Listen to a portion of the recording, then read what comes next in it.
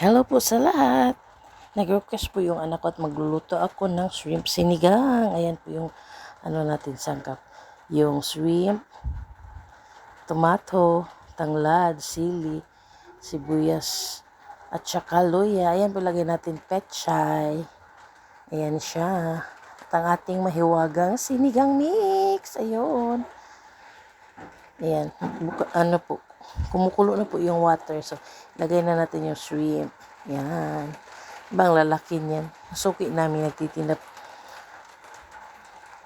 Ay medyo nag-orange yung kulay. Lagyan natin yung mga sahog. Yung tanglad, sibuyas, kamatis, at ang mahiwagang ginger, luya. Yan. Lagyan na natin yung sinigang mix. Ay, siya. Okay lang po yung parang bula dyan. Kasi pag magluluto ka talaga ng shrimp, maganyan talaga. Minsan kinukuha ko yung iba. Ayan. Lagyan na natin yung sinigang mix. And nilunod ko na po yung part na matigas ng pizza, yung parang white niya. Kasi matagal yun lambot, medyo matagal. So, ayan, okay na yun. So, nilagay ko na po yung dahon ng pechay. Ayan, madali lang naman lutuin yan. Mayat maya okay na po yan. Ready to eat na din yan. Ayan, luto na yan. O, diba?